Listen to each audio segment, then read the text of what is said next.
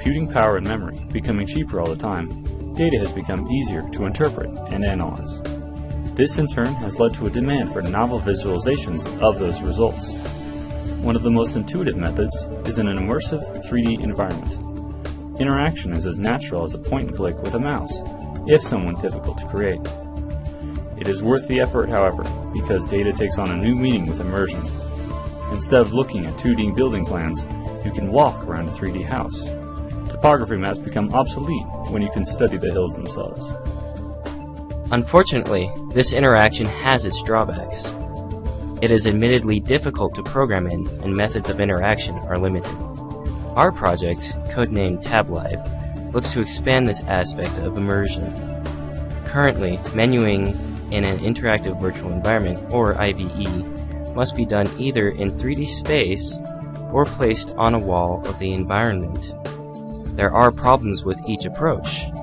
A 3D menu remains in place once opened, forcing you to remember where it was, or risk having to find it later. A menu on the wall covers valuable screen real estate.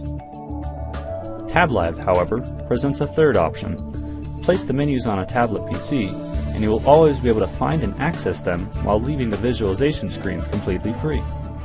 Our program, designed to allow cross-platform tablet support, gives programmers an API that they can use to design an interface and attach meaningful function, buttons, scroll bars, dials, and other interface elements. Our design consists of two separate parts, an IVE side and a tablet side. The IVE side is built to run on the Linux operating system and sends updated images from the IVE to the tablet.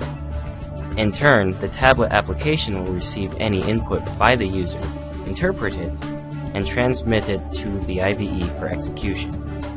The two communicate via boost networking and the native Hydra wireless functionality. In this example, we show how a user assigns an IP address to the virtual environment in order to communicate. Qt spin boxes allow you to quickly set the IP address to which the tablet connects. The IP of the IVE can be found with a simple ifconfig at command line.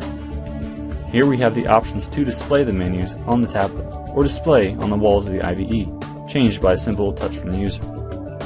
Under the Display tab, the application can show menus and streaming images from the IVE and gather user input.